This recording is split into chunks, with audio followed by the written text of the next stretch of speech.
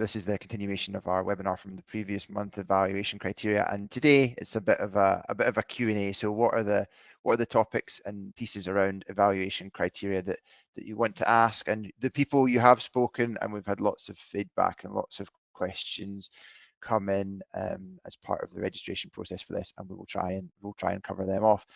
Just as an introduction, for those of you who've not been to the webinars before, my name's Andrew Watson. I'm the bid training and consultancy manager here at Proactis. So we're doing everything on a daily basis to support our clients be as successful as possible in terms of their bidding into the public sector. So making sure they're winning as much as they possibly can through all the different means we can support them with in that regards. And obviously that relates to having a good understanding of evaluation criteria and how we can understand that deeply and consider it so that we write our responses to the best possible standard with that evaluation criteria in mind. And although we didn't quite manage to organize getting a picture onto the front slide, I am joined by my colleague Amy, who I'll let introduce herself. Yep, I'm Amy Taggart and I'm a bid manager here at Proactis on Andrew's team. Thank you very much, Amy. So folks, we are going to run through, I'll talk us through a little bit what we're going to do. Aim to spend between, I always say we aim to do 45 minutes. It is scheduled in for an hour, but we hopefully will finish a little bit with inside that. I would encourage everyone to ask as many questions as they like, and obviously we'll try and go through those as they come in. There is a questions function built in within the webinar application, so do feel free to ask questions.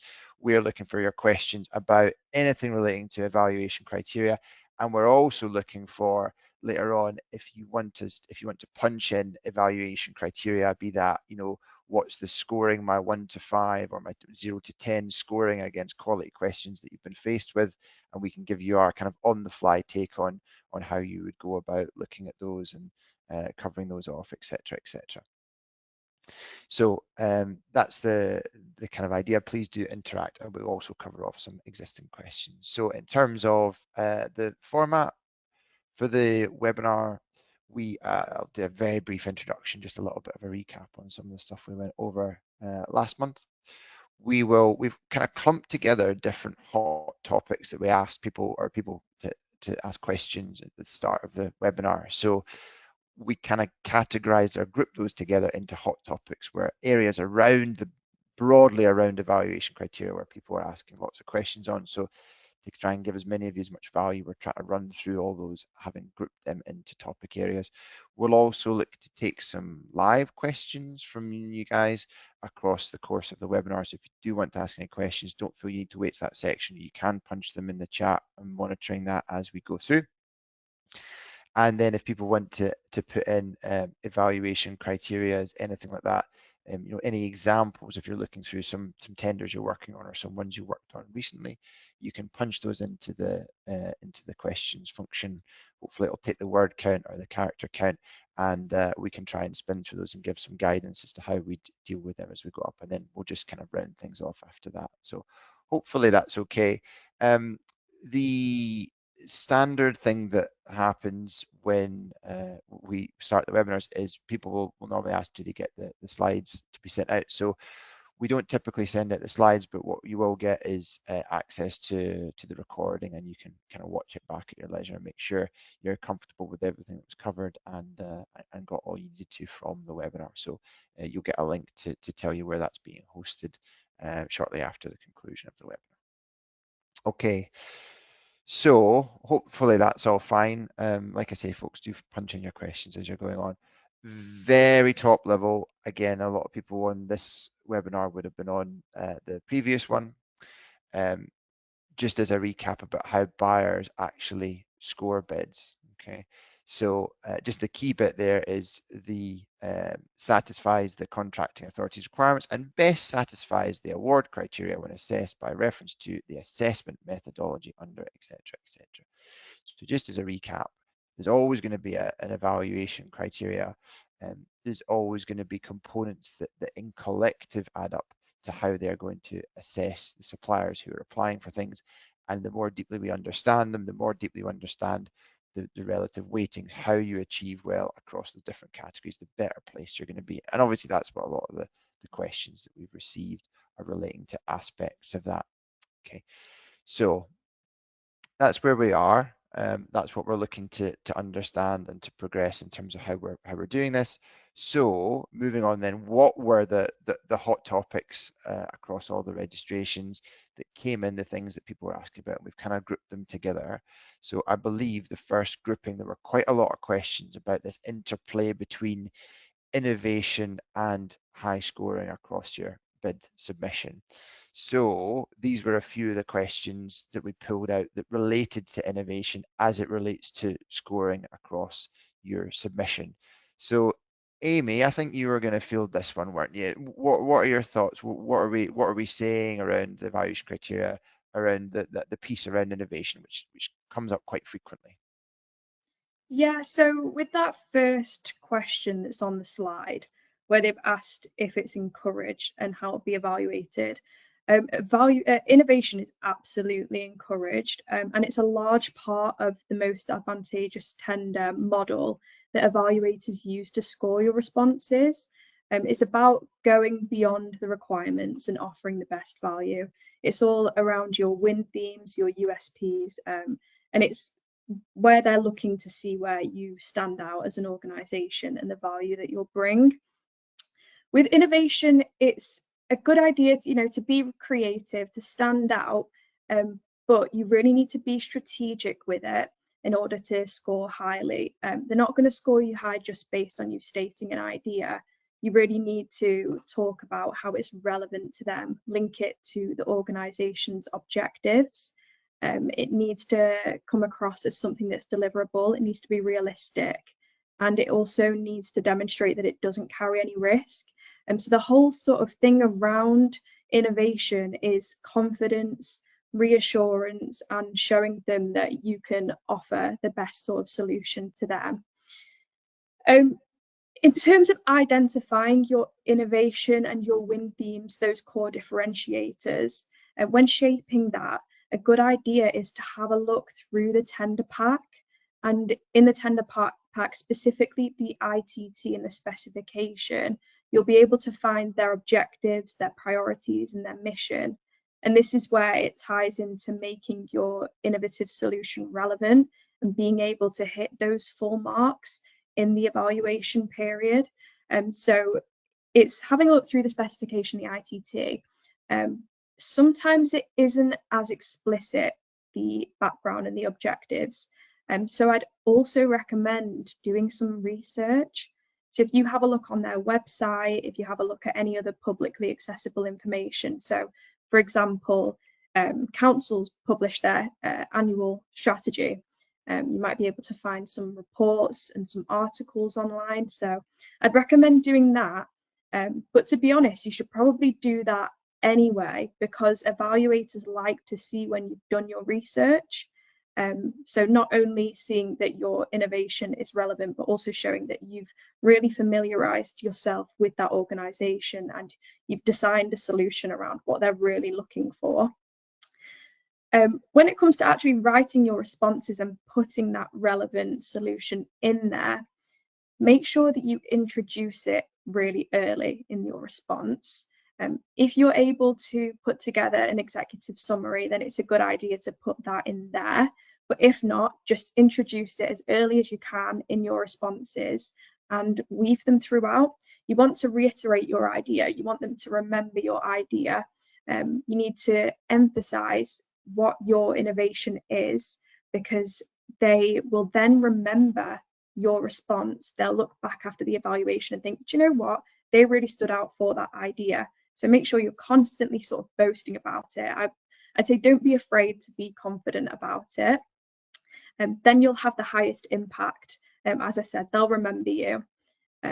But going back, statements aren't enough. So to state what your innovative solution or approach is great, but you need to go into more detail. You need to really delve into it. Andrew knows that I love the so what approach. So with that, when you're developing your response and when you're reviewing your response, be your own critic. And every time that you mention your solution or your approach, you need to ask yourself, so what? What does it mean for the buyer? What's the purpose? What's the benefit?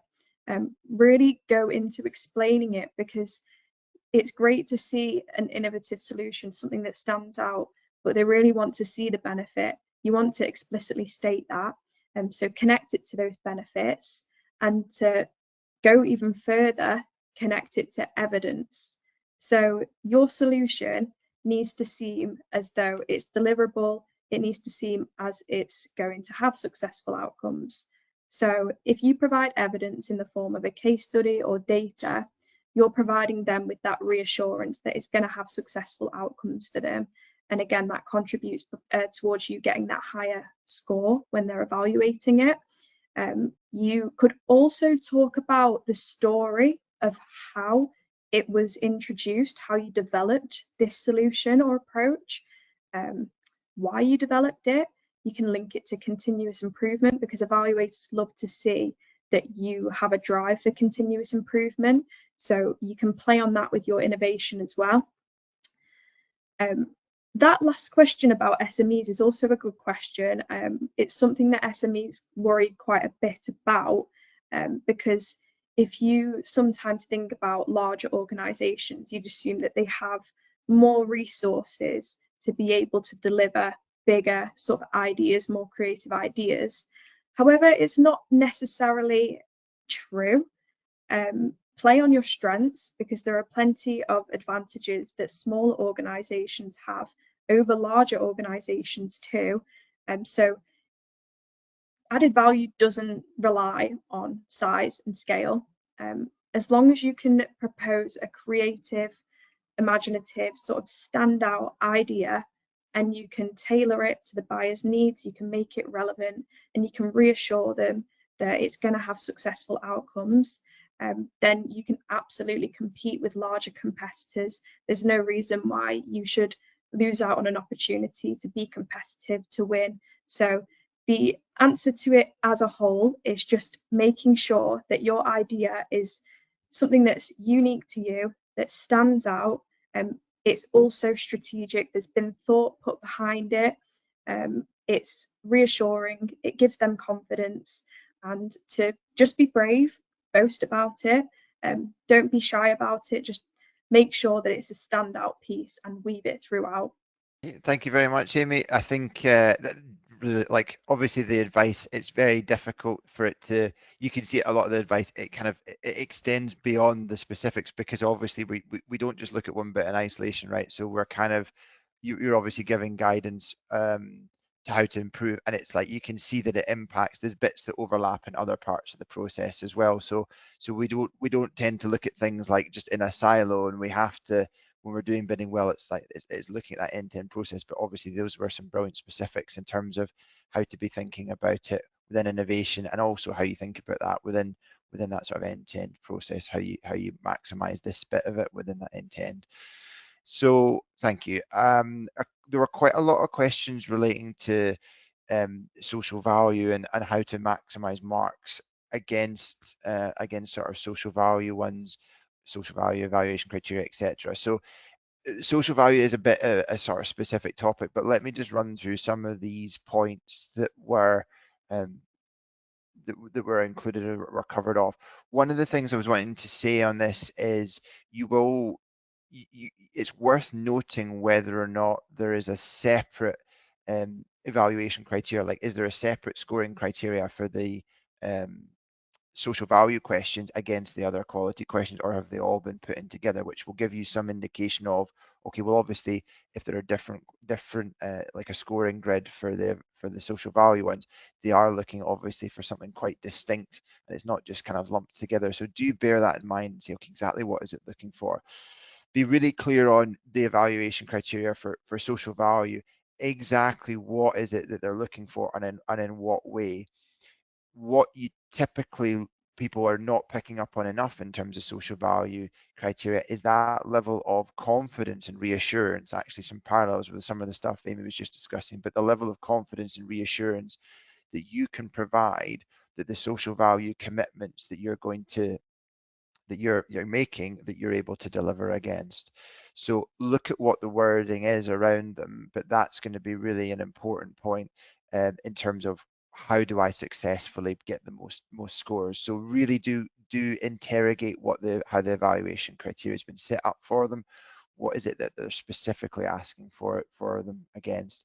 But generally they're wanting very sort of fixed and firm commitments. They're wanting this high level of evidence. They're wanting to be really clear on the level of value and the way in which you'll ensure that will be delivered around the social value offerings that you're committing to give.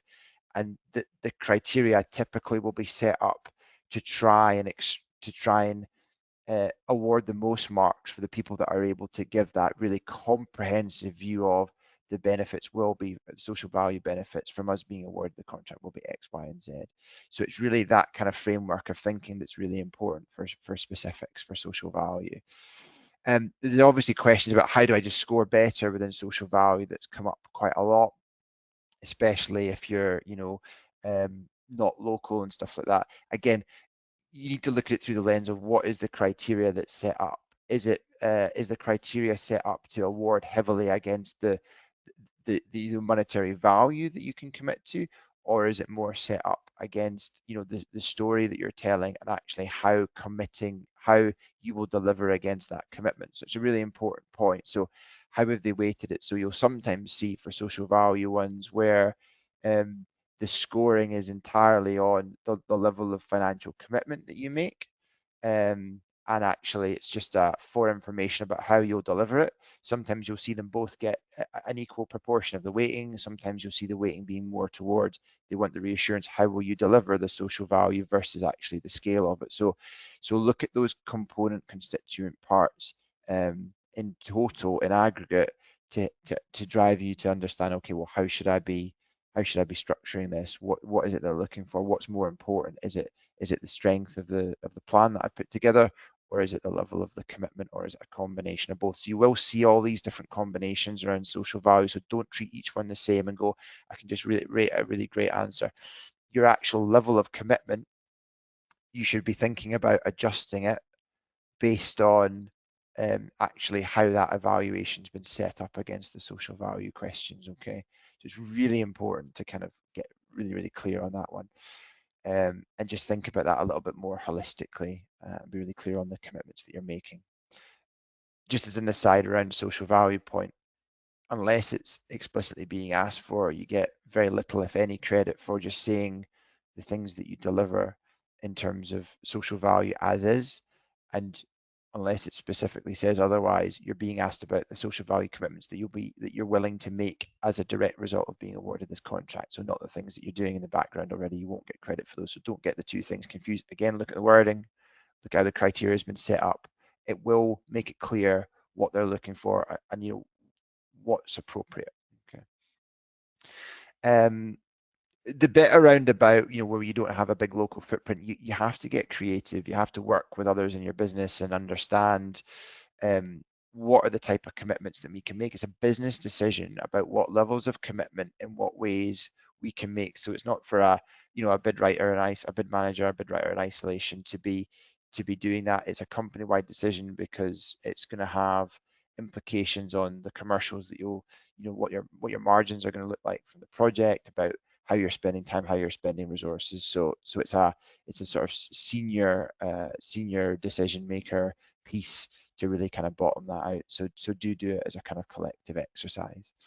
But you can get creative and really you think about what are the different ways we can work or we can influence on the kind of locale, even if I don't have a big footprint there. There are ways to do it. We work with lots of companies that have come up with lots of creative ways to do it.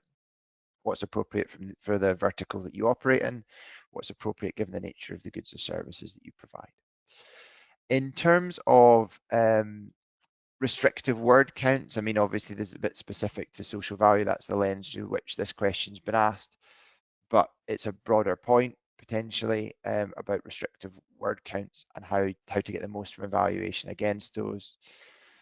Not straightforward, obviously avoiding waffle, obviously kind of doing that editorial piece, getting your word count. There's loads and loads of ways to get your word count down without actually losing any meaning at your first pass. It will have loads of extra that you can make more concise. Beyond that, thinking about what restrictions are there in terms of graphics, tables, am I or am I not allowed attachments, etc. So again, it's not always going to be that I need to have a written narrative for the entire body of work that I'm putting in. Can I put in things in abbreviated form, like I say, like tables? Can I put in graphics, process flows, illustrations that are going to make the point, whereas they're not impacting so much on the word count? And actually, there's a way for me to convey more meaning in fewer words. There always is things that we can do. The word count applies for everyone. It's just about who's being kind of creative or who's thinking more broadly about ways in which they can convey more meaning to tell a more compelling story in the same number of words. How are different people doing that? So it's a little bit around evaluation criteria, and obviously there was a kind of wider point there on some of the stuff on social value. We covered off there a little bit as well, but lots and lots, and this is just a handful of them. There were lots and lots of pieces on social value, so I thought that was worth covering over. We shall move on, slides permitting, to talk about evidence. Can I hand back over, Amy? Evidence, what are we thinking in terms of Absolutely. how that relates to evaluation criteria? Yeah, I mean, to be honest, it's quite similar.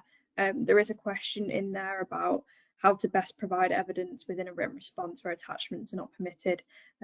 Evidence links into every element of tendering. To get a 5 out of 5 excellent, like that first one says, it's all about compliance and evidence. The difference between getting an excellent and a good or satisfactory answer is the difference between writing about what you'll do compared to what you'll do and how you've done it successfully before. The way that you're going to score the highest marks is by providing them with proven success, demonstrating that you're capable and you have that credibility behind you. That 3 out of 5 usually has phrases such as limited evidence provided. So it's always a bigger sort of aspect to it. Even if they don't explicitly say that in the scoring criteria matrix, just always make the assumption that evidence is expected of you. So that can be in the form of case studies, data, even sort of embedded in sentences. It can be references of accreditations, memberships, certificates, awards. There's plenty of ways to present your evidence, and that ties into where there might be restrictions. So as Andrew was saying about in social value, if you've got restrictions such as you can't provide attachments, there's lots of alternative ways to demonstrate your evidence. So for example, KPI tables. If there's that pesky sort of situation where they've really limited your word count, there's still a way to include evidence. It doesn't limit it. Case studies, as much as it's tempting to put together a case study that's, you know, a lot of storytelling and it sounds great, you can actually cut that down to a couple of sentences as long as you include the situation, so the context of the case study, the action that you took, you know, how you face sort of challenges and the outcomes that you gained from it. You can absolutely squeeze that into a couple of sentences. As long as it's there, it still demonstrates evidence.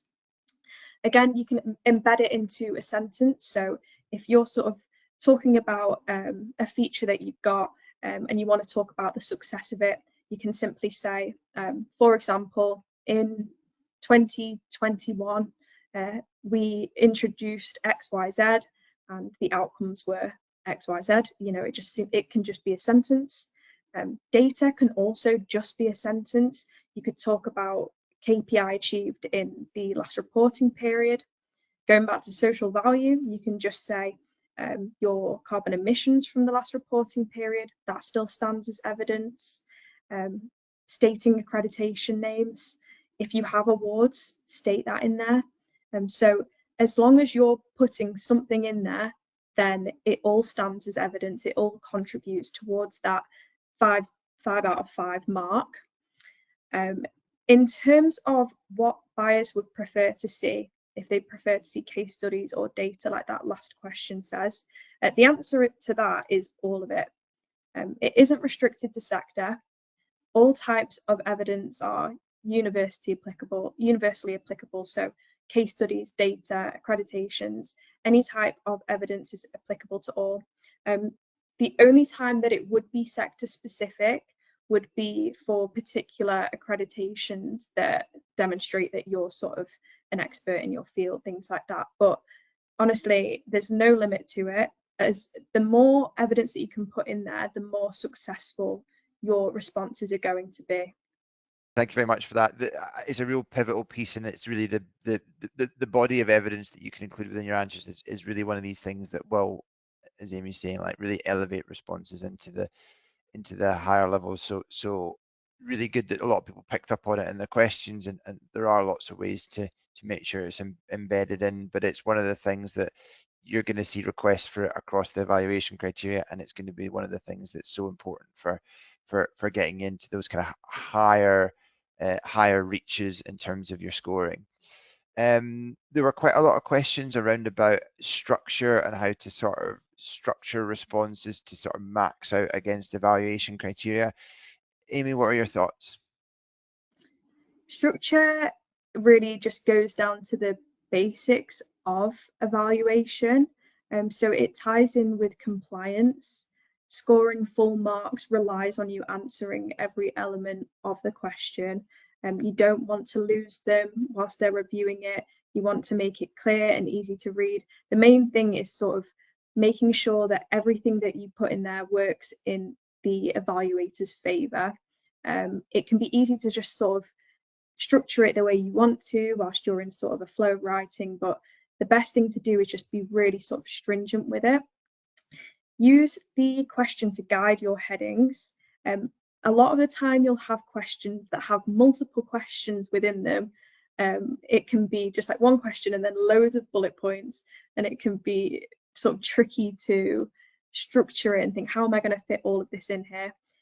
Or it can just be a bulk of text that has multiple requirements in it, sort of listed requirements. So what you should do in these situations is break down that question into separate sort of sentence fragments, clauses, and use those as your subheadings and put those in bold. That will make sure that you've answered every sort of element of the question. You want to visually show the evaluators that you've addressed every single part of it.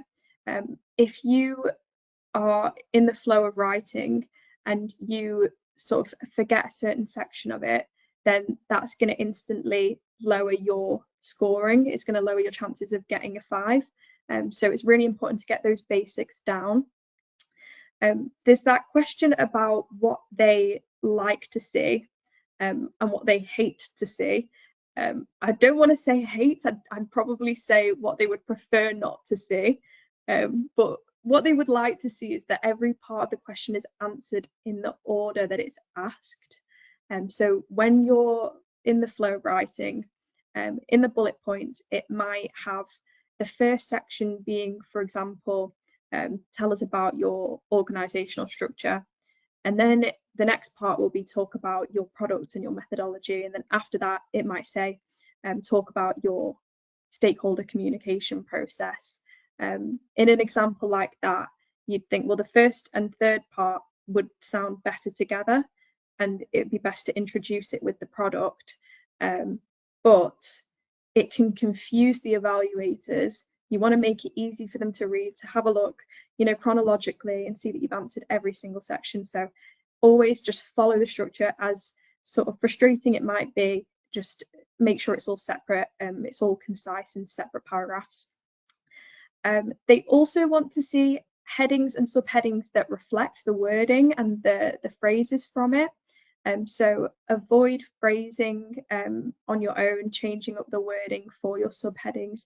Just use it word for word because you don't want to lose them. Again, evaluators might be confused as to what part of the question you're answering, and keep that in concise paragraphs, focusing on one idea at a time. In terms of what they dislike seeing, the overall thing is big, fluffy text with no breaks in it, no sort of structure around it. So if you're combining everything into sort of one big piece of text, they're going to have to hunt through and see where you've sort of reference certain points of the question. So avoid doing that because it's going to be quite tedious for them to read. I think, everyone can be a bit guilty of having a look at, a piece of paper that has loads and loads of bulky text on it, no breaks, and all you want to do is just proofread it. You're going to get lost. They're going to sort of lose attention when they're reading it. So make sure that you keep everything separate. You have a lot of white space. White space is also really good at making it clear and professional. So bullet points can be useful here. If you're talking about lists and features, don't be afraid to use those. Separate subheadings, keeping those in bold. It's just important to make it clear. Overall, you just want to make the process as straightforward as possible for them. But it will help you by writing it in this way. It'll help you with getting peer reviews. It will make sure that you've answered every single element of the question. It keeps it tight, it keeps it factual. The last point there about being guilty of using a narrative and descriptive tone, completely agree, it's nice to do. And it definitely has its place in bidding. So when you're doing case studies, it is nice to put a story behind it. But the thing to avoid is overdoing it, overly descriptive content. You want to just make sure that things are factual, they are concise, they aren't just really bulky pieces of sort of fluffy information, or, as Andrew said, waffly information. You just want to keep it really clear, factual. That's all they're looking for. They're looking for facts. They're looking for you answering every element of the question. They don't want to get lost. You don't want to lose their attention. So the main sort of thing when it comes to structure is just making it direct, easy to follow, and easy for them to score. I've always talked about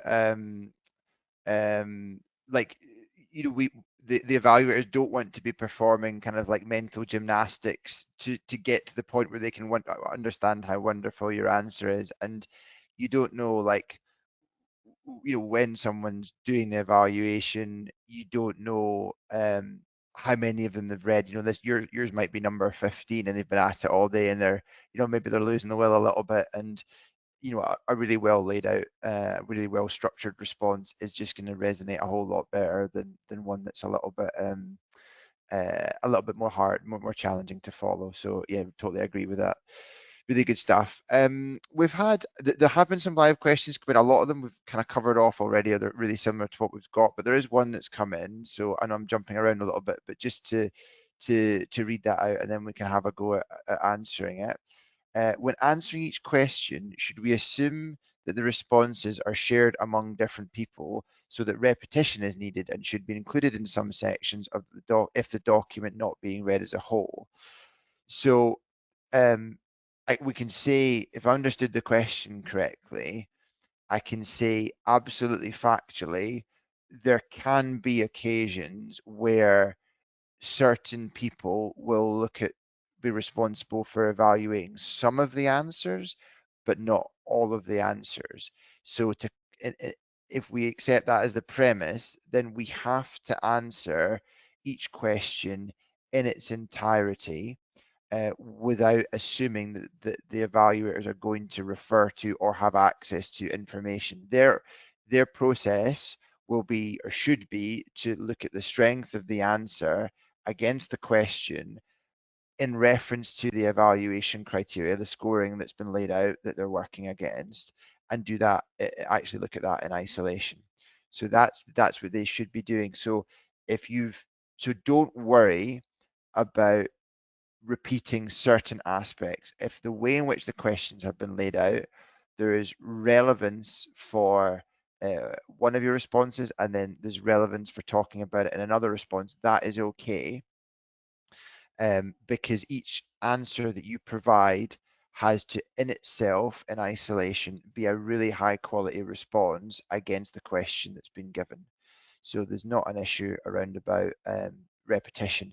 You actually get some of the procurement tools, the procurement platforms that buyers will be using. They actually give them that facility to say, who do you want the evaluators to be for responses, and is that separate across different responses? So actually systems are designed to allow them to do that. So you might have subject matter experts around some of the particular aspects of what they're procuring that need to be included in some of the response evaluation, but not in others. So a long-winded way of saying your answer needs to be a standalone piece that really covers off what the question's asking, and you can't ask them to do that cross-referencing piece. Great, thank you for that question. That was, like I said, we've got some that we've kind of covered over or we're covering off, but if there are more questions, please do just fire them in. We do want to try and cover off some more, so do keep them coming. We have a little bit of I kind of tried to capture some miscellaneous questions that were either I thought were particularly interesting that people might like to know responses to, our thoughts on, or that were kind of sort of looked like they were kind of covering off a kind of group of questions that were asked. So first up, is there a good formula to know when it's appropriate to challenge the score awarded? Not really. This is, you're getting into some quite difficult ground. There's no set, so it's very difficult to challenge the individual score that's been awarded against one of your responses. There's not a formula for doing so. If you think that the authority has somehow fundamentally misunderstood or just totally misjudged the marking, then you can obviously ask for some clarification on that. You can do a bit of a challenge on that and decide what you want to do. The challenges around procurement typically come from things like the supplier has reason to believe that the procurement process in some way was not followed properly. Like it wasn't done through regulation. There was, something like they were in contact, they were providing certain information to a supplier, or the process wasn't followed and there was information coming out right up until the deadline that gave them a disadvantage, or the system went down and they weren't able to submit, whatever it might be. The challenges are more generally, it's a very difficult piece to go, I just think I should have got a 5 and I got a 3. It's a very difficult piece to try and, prove or really have that sort of stand up. So there's definitely not a formula. I would be very careful about going down that sort of path, and you really have to have very strong reasons for think there's something untoward in the marks that we were given, because there's no way that even with some subjectivity that they could have reasonably awarded us these marks against these answers given the quality of the responses that we've put together. So it's an interesting one, but there's not a formula for it, no. And like I say, it tends not to be the grounds upon which challenges on procurements are launched. But I don't want to go too much more further into it, because my legal degree was lost in the post. I don't have one, and I'm probably on sketchy grounds. Okay. Do assessors always go for the cheapest option even when it's more expensive in the long term? So I like this. I like the question, or where this question takes us.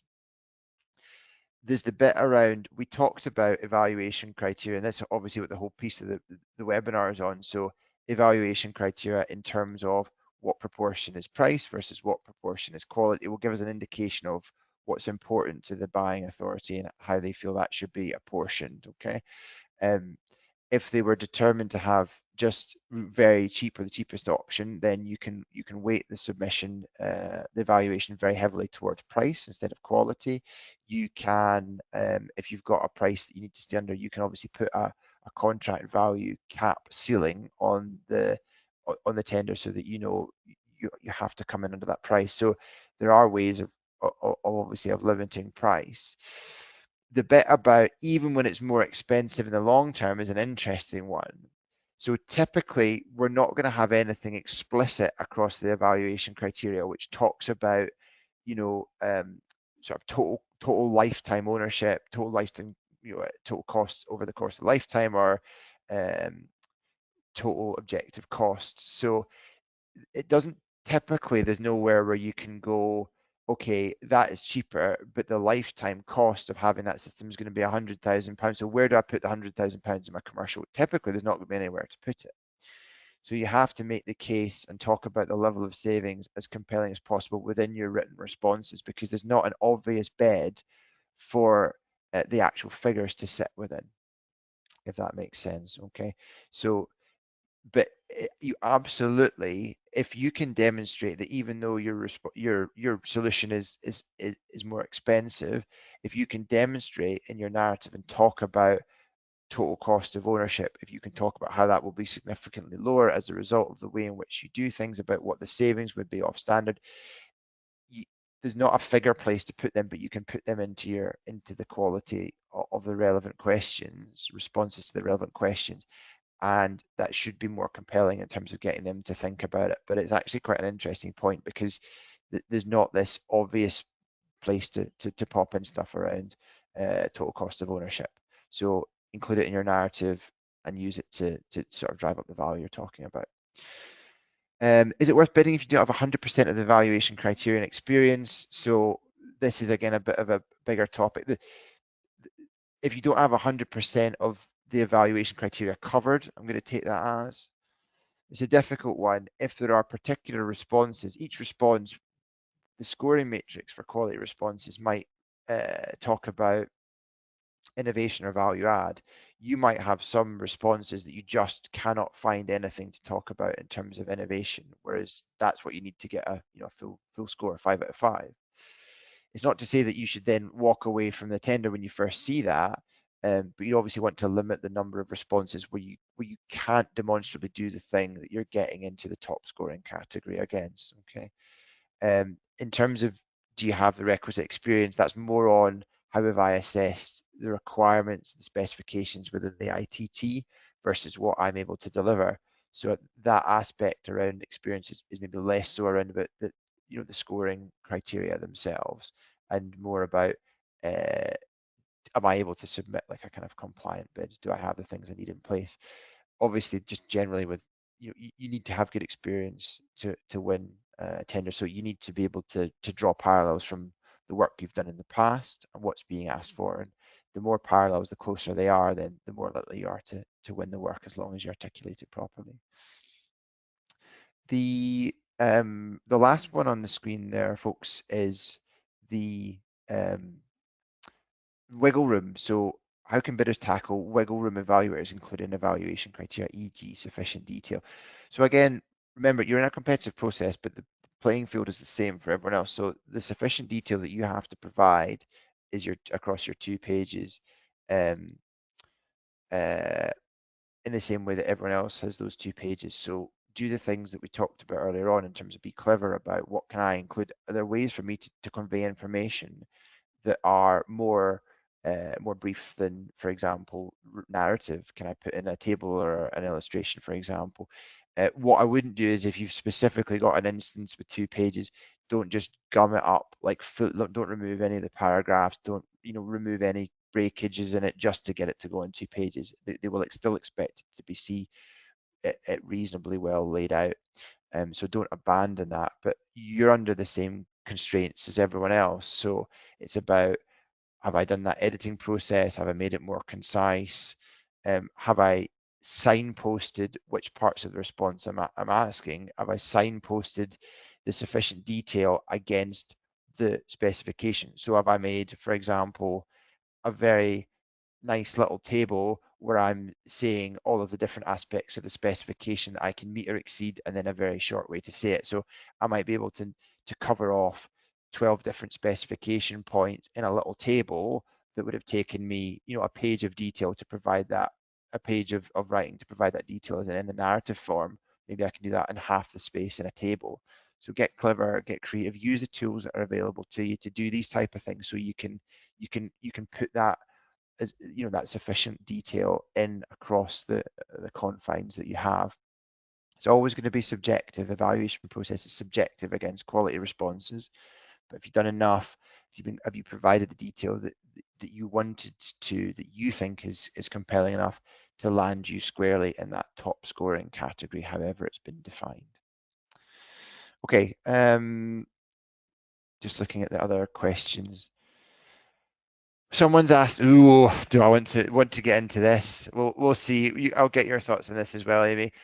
We have had an evaluation stating our bid was non-compliant for 18 words over limit, though the tender documents did not state non-compliance for excess words, only that they would not be considered.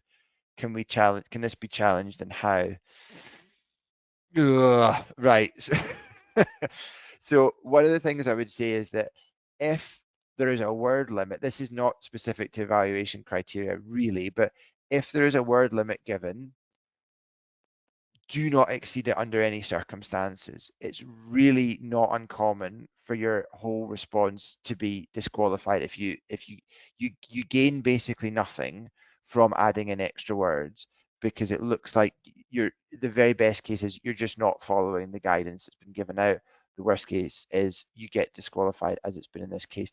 I don't know. I don't want to give any advice on this. If there's nothing in the documentation that says you would be uh, disqualified from it, then I think maybe there's potential grounds there. But without knowing the specifics, without looking through the documents, and without taking legal advice, I really wouldn't want to comment anymore. You can contact the authority and ask them, just state the case that it doesn't state, as a first step, you could say it doesn't state anywhere that it would be non-compliant, only that they wouldn't be included. It does seem a little bit contradictory for them to say they won't be considered, and then also, because it really should just say and you'll be disqualified, or it should just say you'll be disqualified. So I think it's worth at least asking them the question directly. You can ask the authority the question and say, um, it states that they won't be considered. Uh, Therefore, we're unclear as to why this would be a non-compliance when isn't stated anywhere within the documentation. I would maybe look to do that, something as a first port of call. I don't know, Amy, any other thoughts? Do you think I'm barking up the wrong tree here? Am I giving bad advice? No, I agree. I think it also ties into that first question on the slide too. I think there's no harm done in contacting them if it's through the portal in the clarifications or messages portal, or sending them an email. I think it's always a good idea, regardless, to ask for a feedback call. Even if you're awarded, it's always good for sort of continuous improvement. So if you do have any concerns about your scoring, or if you're confused about your scoring, it's applicable to that. And then if in these situations that are very confusing, going over the word limit and being non-compliant, to be honest, same advice. I think just go directly to them. It's sort of legal territory. So yeah, Um, that's what I would say too. would you agree with me about, like, just in terms of future ones, just never go over? Absolutely, absolutely. I think if anything, try and be slightly under. Okay, just give yourself a tiny bit of leeway. Yeah. Um, okay, good, good, good. There's a few more questions coming live. I think we did get to the end of they get to the end of the kind of hot topics, if you like. If we're bidding in partnership with another supplier, how much detail do we need to provide about why we are partnering? Is an upfront introduction appropriate to explain this? It's a good question. I would say brief. You can do a little bit of a brief, especially if you can talk about, they have, like, if it's more along the lines of, they have very niche, very specific, very highly expert and very applicable sort of skills or experience or capabilities that are going to augment the overall quality of the solution. I think that's reasonable. I think you'd spend more time talking about how the working in the partnership will go, and uh, the total kind of resourcing or the total approach that you're going to take. So I think based on with the way the questions have been laid out, yeah, it would be appropriate to say why you're partnering, especially if you can spin that to make it clear on, like, these guys are absolutely fantastic, and that's why we're working with them, rather than, oh, we should be able to do all of this, but actually there's a bit of it we just never bothered to do, therefore we're finding someone to do it. So be careful about the spin you put on it, more about it's bringing added value, or it's bringing the value it's bringing in, rather than the deficit that you have without, if that makes sense. But I think it's totally reasonable to put to put a little bit of a bit around the why, but you're going to spend more time talking about how it will work as an integrated solution and provide the reassurance that it will be, you know, seamless and all the benefits that will be brought across that whole approach that you're going to take. Amy, any thoughts on that one? Completely agree. Keep it benefits focused. And I agree that introducing it up front at the start, if there isn't any sort of room throughout for you to introduce the partnership, make sure that it's established straight away, I'd say. Good. Okay, excellent. We'll take. I've just got one more question that I'm going to answer in a dodging way, and then I just wanted to have a look to see if there's anything about evaluation criteria, if anyone's punched those in, and we can just talk through that briefly before we wrap up. Question that comes up a lot: are any AI bid writing tools worth investing in? We're obviously not going to give particular recommendations. There are. It depends on things like the level of investment that your organization can look at. It depends on the frequency with which you're putting bid responses together. So the volume of responses, it depends on the number of people that are involved in doing that and how that's normally structured. So those type of things will give some indication as to what appropriate tools are out there. There are, and they're popping up all over the place, folks, a lot of AI tools specifically relating to bid responses. They range from, you know, really quite sort of plug and play, low cost to much higher cost, customized, you know, built in, you know, configured into your system type approaches. So and everything in between. A lot of them, you have ones that will start off at a relatively like low term and a low level of investment through to ones where you're obviously expected to kind of commit for a larger amounts and larger number of years, larger time frames, I should say. So I would say if you're sat here and you're not using anything and you're, you know, producing bids with a reasonable frequency, then yeah, I would definitely say it's worth it's at least worth investigating whether or not you invest in. And like I say, some of the investment levels are not too high. Um, what I would say as a caveat to that is, you know, don't get over carried away in terms of what's going to be possible. There'll still be still lots of work to do, and you're going to run into problems if you try and replace as much as possible of the bid process as you can with standard non-bid specific AI, like, you know, like large language models, like the standard ones that everyone's using, just the general sort of chat AI functions that you have across the internet. If you're using those, you're likely to come up short in terms of what some of the outputs, because they're not tailored, and that's not what they're designed to do. It's not a conversation. We have specific tasks that we need support with. So sort of the general ones are less effective. So use those with an awful lot of caution, aligned with, yeah, do some investigation and see what might be appropriate. Okay, I just wanted to touch on a little bit, just an example, if I can find it, one that's come through relating to a scoring criteria, just to touch on it very briefly. Let me see if I can punch one in that's come through, and then spin on to that slide very briefly if I can get it to work. Just wanted to, yeah, it works, amazing. I was doing that on the fly, obviously based on what come through. So I'm assuming this is the part of the criteria that's come through. Just wanted to draw attention to the idea of like really looking through these and understanding the importance of doing so. And really, every time, as guidance I talked about in the previous one, how do we squarely land in the top scoring category, whatever it might be? So in this example, exceptional fully meets and in some or all respects exceeds expectations. Good is the response fully meets expectations. 3 is satisfactory with some reservations. So the difference between 4 and 5 in this example is fully meets versus fully meets, and in some cases, some or all cases, exceeds expectations. So expectations, I think, is a quite an interesting, it's not that common a terminology to use. It's a little bit fluffy, like how do you know what their expectations are?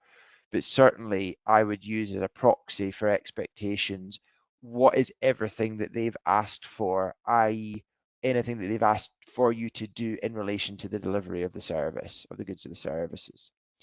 So that's, broadly speaking, the sort of things that are going to be listed within the specifications.